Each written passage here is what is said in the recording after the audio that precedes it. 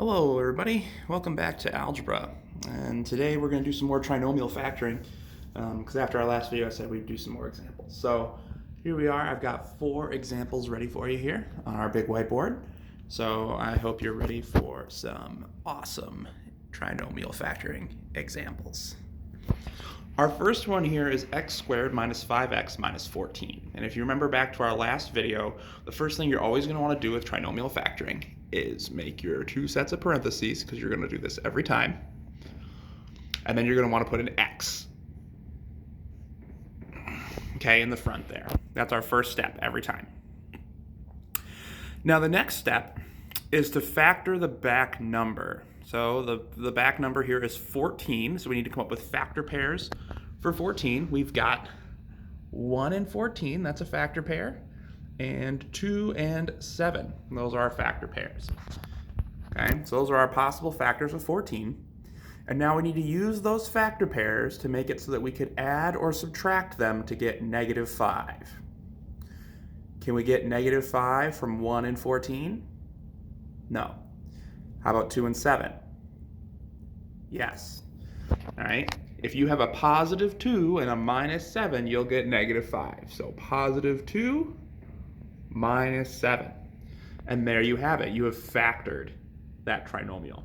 Now you can always check to see if you did it right by multiplying the factors back together to see if you get the trinomial again. So let's do that real quick on this one just so we can see if we did it right. We've got x times x.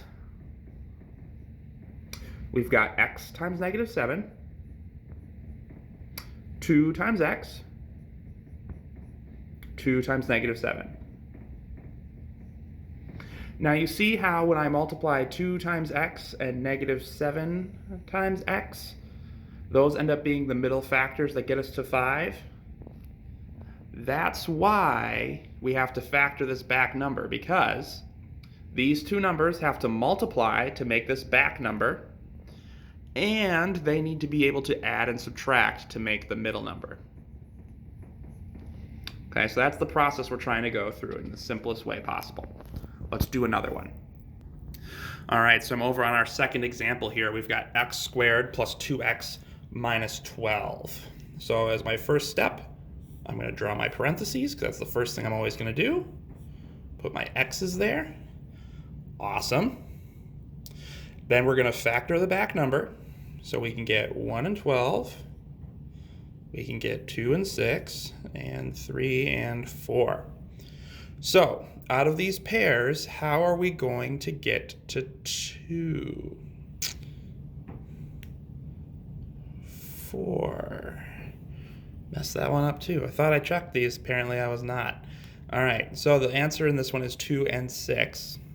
We're going to want a positive 6 and a minus 2, so we can get 6 minus 2, which equals 4. That's that one, x plus 6 times x minus 2. Here's our third example, x squared minus 3x minus 18. We'll start with our first step. We're making our parentheses, putting our x's in there. Then we're going to factor our back number. We can get 1 and 18, 2 and 9, 3 and 6. So out of these 3 factor pairs, the one that's going to work is 3 and 6. We're going to need a negative 6 to get into the negatives, and then a plus 3. All right, that was our third one. Let's go to our final one over here. Here's our fourth and final example for this one. We've got x squared minus 2x minus 120. So we're going to do x squared, x in the parentheses. Got ahead of myself there. All right, we'll factor 120, and I'm going to kind of cheat on this one because I know what the answer is.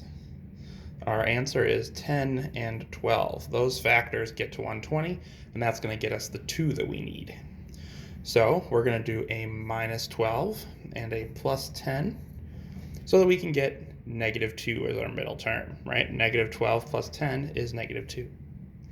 Now I want to point something out with all of these problems over here, and that's that the last term is always negative. Notice how it's negative in all of them, okay? You can only trinomial factor if you have a negative last term. Here's why. Let's change this to x squared minus 2x plus 120.